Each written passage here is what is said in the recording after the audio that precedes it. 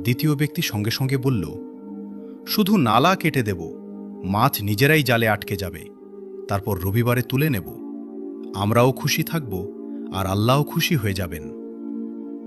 তারপর সেই লোকেরা সমুদ্রের তীরে গেল, নালা খোঁড়া শুরু করল, জাল পেতে দিল এবং নিজেদের চালাকিতে পথ বের করে নিল।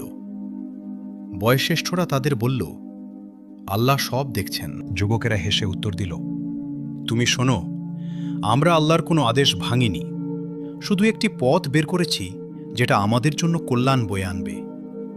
কিন্তু তারা মনে রাখেনি যে চালাকি আর গুনাহর পরীক্ষা আল্লাহর সামনে কখনো লুকিয়ে থাকে না।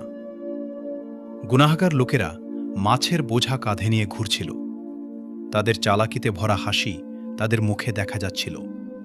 একজন বয়োজ্যেষ্ঠ জোরে চিৎকার করে বলল, এগুলো সব গুনাহ, আল্লাহর আদেশ ভাঙা, তোমাদের জন্য ধ্বংসের কারণ হবে।